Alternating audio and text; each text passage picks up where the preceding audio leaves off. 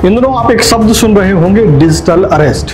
Digital arrest से संबंधित ऐसा ही एक मामला भिलाई से सामने आया है और ये मामला ऐसा है जो आपको झकझोर के रख देगा। किसी व्यक्ति को 5 दिनों तक डिजिटल अरेस्ट में रखा गया और ऐसी कहानी और भूमिका बनाई गई कि एक बड़ी कंपनी का वाइस प्रेसिडेंट भी ठगों के चक्कर में झांसे में आ गए। ठगों ने इस वाइस प्रेसिडेंट से करीब 49 लाख रुपए अपने खाते में जमा भी करा लिए। हालांकि पुलिस ने एक बड़े आरोपी को पकड़ लिया है, लेकिन पूरी कहानी बहुत ही चौंकाने वाली है और हम इस वीडियो में आपको इस पूरी कहानी की शुरुआत से लेकर के अब तक की स्थिति से अवगत कराएंगे और साथ ही आपको ये भी बताएंगे कि डिजिटल अरेस्ट जैसी कोई चीज़ होती भी है या नहीं, पुलिस इस बारे में क्या कहती है।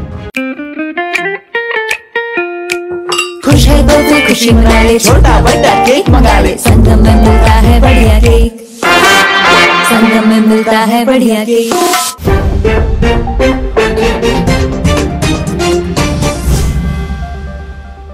नमस्कार, मैं हूं महेंद्र चतुर्वेदी और आप देख रहे हैं तीरंदाज। आप में से तमाम दर्शकों के पास इन दिनों एक फोन आया होगा कभी ना कभी, खासतौर पर सुबह के समय ये ज़्यादा फोन आता है कि आपका फोन 2 घंटे के भीतर बंद होने वाला है, या ऐसा फोन कि आपका मोबाइल नंबर जो है गैर कानूनी गतिविधियों में संलिप्त पाया गया है, या फिर ऐसा कुछ जिसमें सामने वाला व्यक्ति ये कहे कि आप किसी बड़े मामले में संलिप्त पाए गए हैं। आपको बता दें कि ये फ़ोन जो है मैनुअली नहीं आता, यानी कि व्यक्ति जो है लाइव नहीं बोलता है, उसकी रिकॉर्डेड आवाज़ सुनाई जाती है। ऐसा लगता है जैसे कोई कंप्यूटराइज सिस्टम जनरेट किया गया हो, उससे आपको मैसेज किया जाएगा, फिर आपको ऑप्शन भी दिया जाएगा कि आप जो है हमारी पुलिस टीम से संपर्क करने के लिए 0 दबाएं या 9 दबाएं। ऐसे कई फ़ोन संभवतः आप में से किसी व्यक्ति के पास आया हो, हमारे पास भी आया है। अब आपको बताते हैं डिजिटल अरेस्ट की ऐसी कहानी जिसमें एक वाइस प्रेसिडेंट ने 49 लाख रुपए किस तरीके से गवाए, ठगों ने किस तरीके से उससे झांसे में लिया और पुलिस ने उसको कैसे पकड़ा।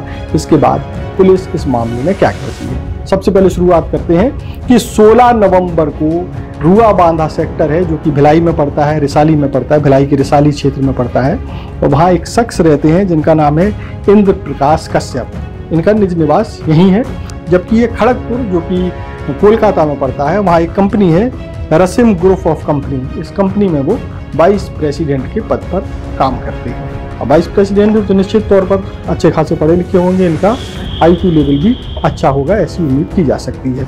अब आप देखिए कि जब ठग जाल बुनते हैं तो बड़े बड़े लोगों को घेरे में ले लेते हैं। 16 नवंबर को ये भिलाई के थाने में एक रिपोर्ट दर्ज कराते हैं और बताते हैं कि उनके 49 लाख रुपए ठग लिए गए हैं।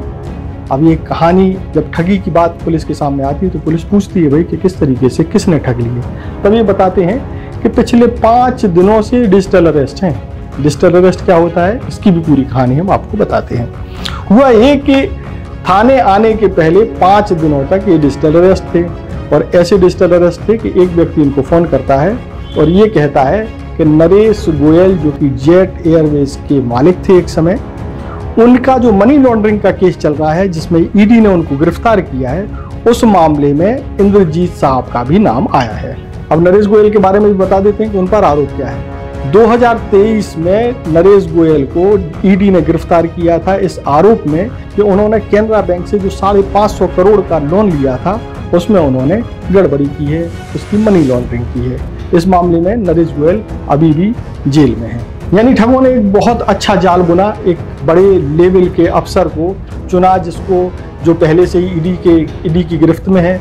चूंकि इंद्र प्रकाश कश्यप जो है एक रसिम ग्रुप ऑफ कंपनीज में वाइस प्रेसिडेंट है, तो उन्होंने उसी लेवल के व्यक्ति को चुना, यानी कि हाई लेवल के व्यक्ति को, और उनसे ये कहा कि भाई उस मामले में आपका भी नाम आया है। जब इंद्र प्रकाश को बताया जाता है कि फ़ोन पर बताया जाता है कि उनका नाम नरेश गोयल के केस में आया है, जो उन पर मनी लॉन्ड्रिंग का केस चल रहा है ED द्वारा, उसमें नाम आया है, तो इंद्र प्रकाश जो है घबरा जाते हैं। इसके बाद जो है एक पूरी भूमिका बनाते हैं ठग। उनको व्हाट्सएप पर वीडियो कॉल किए जाते हैं और वीडियो कॉल में सामने वाला व्यक्ति जो है कई लोग मिले हुए हैं उसमें, और उनको एक जज से का भी सामना कराते हैं, एक ट्राई के अफसर का भी सामना कराते हैं, एक साइबर क्राइम के अफसर का भी उनसे सामना कराते हैं, और उनको बताया जाता है कि आपके इस मामले में CBI कोलाबा में रिपोर्ट दर्ज है और उनके खिलाफ गिरफ्तारी वारंट भी जारी हो चुका है।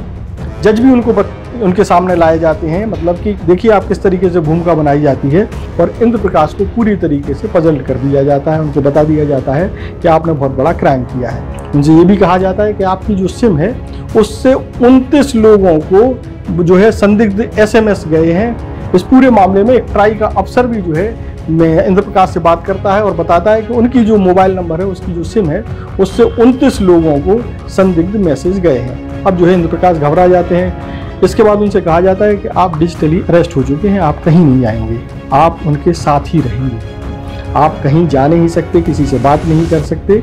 और फिर उनसे कहा जाता है कि आपके खाते में जो भी राशि है ना, उस राशि को आप RBI के एक अकाउंट में जमा करा दीजिए, उस पैसे की जांच की जाएगी और जब अगर ऐसा लगता है कि आपके पैसे सही हैं तो उनको 2 दिन बाद उनके खाते में वापस कर दिए जाएंगे। यानी इधर RBI का भी नाम लिया गया। RBI के खाते के नाम पर उनको एक ICICI बैंक का खाता नंबर दिया जाता है और उनसे 49 लाख रुपए खाते में ट्रांसफर करा लिए जाते हैं। अब आप देखिए, जब वो डिजिटल अरेस्ट थे तब वो थे कोलकाता में। कोलकाता से वो ट्रेन में बैठ कर के भिलाई आते हैं और ट्रेन में बैठे रहने के दौरान भी जो है वो डिजिटल अरेस्ट रहते हैं। यहाँ वो एक होटल में भी रुकते हैं, वहाँ भी वो जो है डिजिटल अरेस्ट रहते हैं। इस पूरे प्रक्रिया के दौरान इंद्र प्रकाश जी किसी को इस बात की चर्चा नहीं करते हैं कि वो डिजिटली अरेस्ट हैं, वो डिजिटल अरेस्ट वाला मामला है क्या। जब पैसा ट्रांसफ़र कर देते हैं और 2 दिन के बाद पैसा वापस नहीं आता है, तब जो है वो पुलिस की शरण में जाते हैं। अब यहाँ से शुरू होता है पुलिस की छानबीन का क्रम।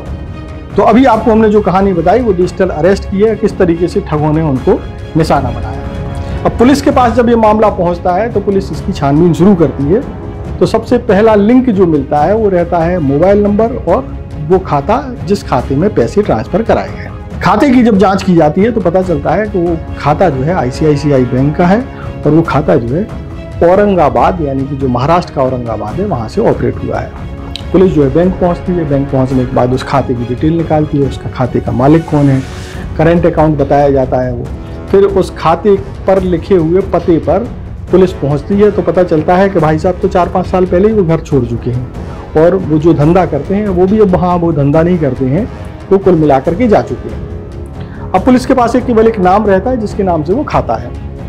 पुलिस ढूंढती है, फिर पुलिस के हाथ वही मोबाइल नंबर रहता है जिसके थ्रू जिस नंबर से फ़ोन आया था इंद्र प्रकाश जी के पास।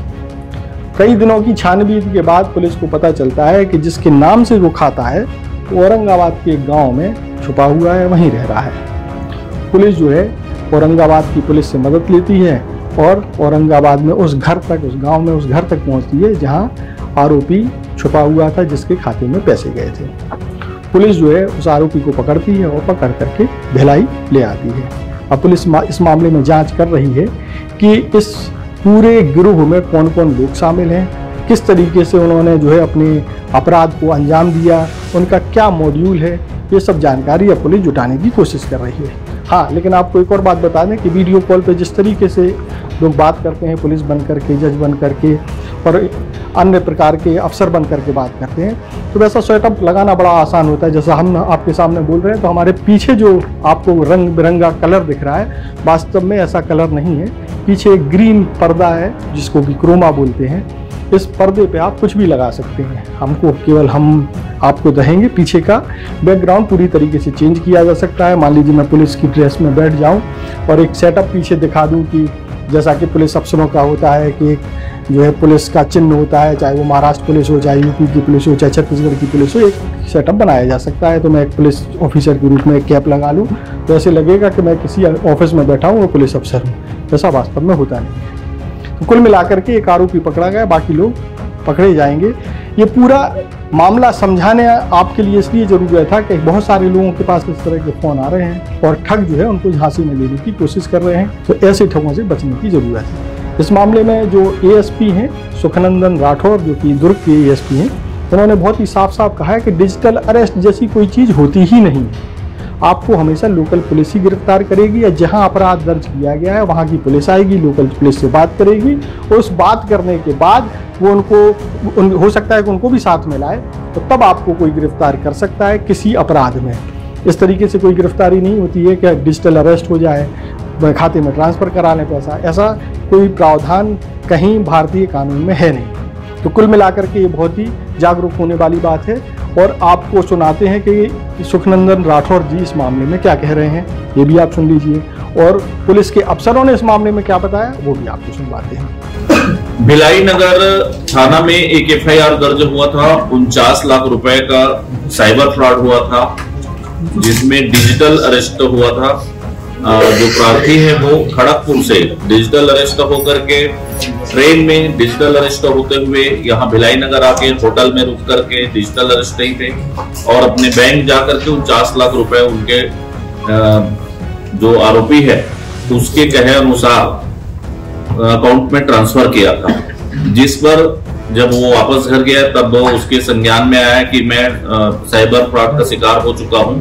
तब आकर के उसने थाने में एक हफ्ता पहले FIR दर्ज कराया, जिसको संज्ञान में लेकर के किस अकाउंट में ट्रांसफर हुआ है उस लिंक को पकड़ते हुए हमारी SCCU की टीम और भिलाई नगर की टीम उसमें मेहनत की और औरंगाबाद में एक जो अकाउंट होल्डर है उसका पता चला और उसको गिरफ्तार करने के लिए हमने यहां से अपनी टीम भेजा। आज उस जो अकाउंट होल्डर है जिसके अकाउंट में 49 लाख रुपए ट्रांजैक्शन हुए थे, उस आरोपी को यहां गिरफ्तार करके बापू श्रीधर फरार औरंगाबाद का रहने वाला है। इसको गिरफ्तार करके आज माननीय न्यायालय में पेश करके जेल दाखिल किया जा रहा है। इस की एक्टिविटी और क्या किस तरीके से पुलिस ने वहां मेहनत करके जाल बिछा करके इसको पकड़ा, इसके बारे में DSP क्राइम बताएंगे। उसके पहले एक दुर्ग पुलिस की अपील है जिसको आप इसको बताइए कि डिजिटल अरेस्टिंग जैसा कोई भी प्रावधान नहीं होता, कभी भी किसी के झांसे में बहकावे में ना आए। हम लोग कंटिन्यू ये साइबर अवेयरनेस का प्रोग्राम चलाए हैं, उसमें भी बताया कि किसी प्रकार की कोई डिजिटल अरेस्टिंग नहीं होती, किसी प्रकार के व्हाट्सएप में वीडियो कॉल में अरेस्टिंग नहीं होती। पुलिस आकर के लोकल पुलिस के माध्यम से ही आपको गिरफ्तार कर सकती है, स्वयं आकर के पुलिस गिरफ्तार करती है। डिजिटल अरेस्टिंग जैसा कोई प्रावधान नहीं है, इसमें जागरूक होने की आवश्यकता है। लगातार जो साइबर फ्रॉड के ठगी के मामले आ रहे हैं वो डिजिटल अरेस्टिंग से हैं, तो इसमें जागरूक रहने की, सतर्क रहने की आवश्यकता है। इसमें दुर्ग पुलिस अपील करती है कि सभी जागरूक रहें, सतर्क रहें, सुरक्षित रहें। आप मीडिया के साथियों के माध्यम से ये जागरूकता लोगों तक पहुंचे, ऐसे हमें विश्वास है। इसके बारे में और डिटेल बताएंगे साइबर प्रशांत जो फील्ड में गया था मौके पर जो था, तो वो ज्यादा अच्छे से बता पाएगा केस क्या था। गलत ट्रांजैक्शन और सरकारी एजेंसियां जैसे ED और CBI वगैरह का भय दिखाकर, नकली वारंट दिखाकर इसको डिजिटली अरेस्ट कर लिया गया था और उसी भय में इसको रखते हुए और इससे 49 लाख रुपए एक खाते में ट्रांसफर करा दिए गए थे, जिस पर हमारे थाने में FIR दर्ज कर विवेचना शुरू की गई। उसमें हमारे द्वारा SCCU से सहयोग लिया गया, जिसमें हमें जिस अकाउंट में 49 लाख रुपए एक मुश्त ट्रांसफर हुए थे उस अकाउंट होल्डर का पता चला, जो कि औरंगाबाद महाराष्ट्र का अकाउंट था। अब उसके अकाउंट में जो हमको एड्रेस और उसका आधार कार्ड वगैरह मिला था, तो वो उसका एड्रेस था बलूच बजाज नगर में, जहाँ पर उसका एड्रेस था। 3 साल पहले उसने अपना मकान छोड़ दिया था।